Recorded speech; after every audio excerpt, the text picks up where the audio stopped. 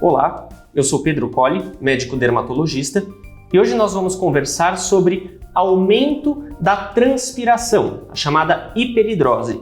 Esse é um tema bastante interessante porque nós estamos na primavera hoje gravando e provavelmente isso em pouco tempo nós entraremos no verão, daqui a aproximadamente 3 meses, e a transpiração excessiva é um processo que gera muito desconforto nos pacientes, principalmente em termos sociais e em termos até profissionais. Isso interfere bastante na qualidade de vida.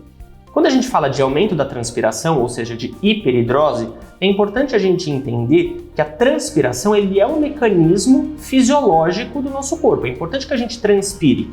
Ter transpiração é um mecanismo de regulação da nossa temperatura. Para que o nosso organismo trabalhe de uma maneira adequada, é importante que a gente mantenha a nossa temperatura corporal em torno aí dos 36,5, 37 graus para que as nossas enzimas possam trabalhar. Tanto que quando a gente está com febre, a gente passa muito mal. Na verdade, a febre é o aumento da temperatura corporal. Se a gente for, por exemplo, para a praia, que está 40 graus, a gente não pode permitir que o nosso organismo se regule com o meio externo, não pode entrar também a 40 graus. Então, a transpiração ela vem para nos ajudar nesse processo.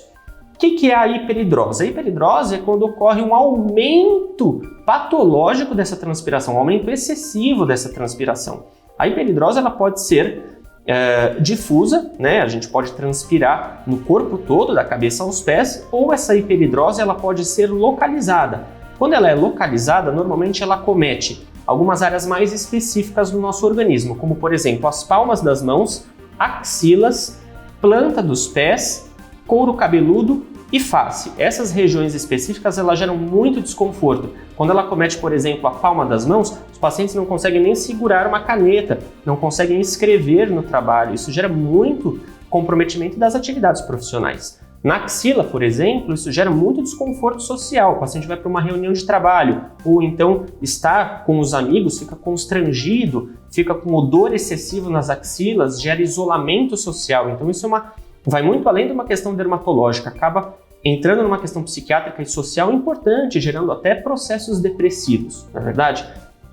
A hiperidrose, a depender do tipo, se ela é generalizada ou localizada, existem diferentes causas que podem gerar a hiperidrose. Dentre as causas conhecidas estão o uso de alguns tipos de medicamentos podem gerar hiperidrose difusa, né, a hiperidrose generalizada.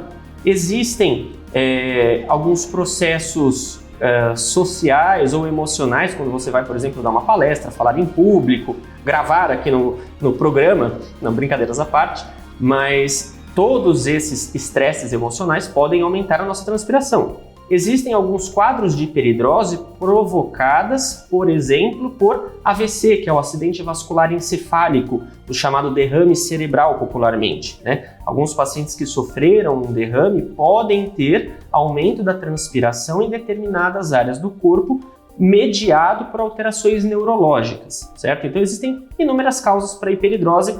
E antes de a gente falar de tratamento, de qualquer tipo de intervenção, é importante que se conheça qual é a causa dessa hiperidrose, para a gente poder tentar primeiro atingir essa causa. Quando a gente está falando da hiperidrose em termos de tratamento, existem tratamentos por via oral e existem tratamentos localizados a depender do tipo de hiperidrose. Se essa hiperidrose é difusa, se ela é generalizada pelo corpo todo, fica um pouco difícil a gente aplicar alguma coisa. Então, é mais sensato que a gente pense nos tratamentos por via oral. Existem alguns medicamentos que nós utilizamos dos efeitos colaterais desse medicamento, de ressecamento da pele, de ressecamento de boca, de mucosas, para tratar o paciente com hiperidrose. Então, a gente fornece esse medicamento e o paciente, ao utilizar, ele tem uma diminuição da atividade dessas glândulas sudoríparas. Claro que existem doses e existem indicações específicas. Para as hiperidroses localizadas, palma das mãos, axilas, couro cabeludo, existem tratamentos que podem ser aplicados localmente. Existem alguns produtos que a gente pode aplicar e existem alguns produtos que a gente pode, inclusive, injetar nas axilas, nas palmas das mãos. São produtos bastante específicos e que geram um bom controle a longo prazo. Existem pacientes que às vezes aplicam esses produtos e ficam até 1 ano sem transpirar. Claro que são produtos também muito bem indicados, exigem aplicação por um médico dermatologista, isso não pode ser realizado por outro profissional, porque existem também os efeitos colaterais. E existe um tipo de procedimento, que é a cirurgia para hiperidrose. Isso não é feito pelo médico dermatologista, isso é realizado normalmente por um cirurgião torácico. É uma cirurgia que ela queima um gângliozinho que a gente tem no corpo, isso diminui o estímulo dos nervos para a glândula sudorípara daquela determinada região. Isso faz com que o paciente transpire um pouquinho menos. Existe uma consideração com relação ao procedimento cirúrgico de que alguns pacientes às vezes podem ter uma modificação. Essa hiperidrose, quando você faz o procedimento cirúrgico, ela pode sair de uma determinada região e ir para outra região, chamado de hiperidrose compensatória. Em todo caso, se você tem aumento da transpiração, procure o médico dermatologista e nós te orientaremos. Não esqueça de curtir, compartilhar o nosso vídeo. Estamos aqui à sua disposição e até a próxima.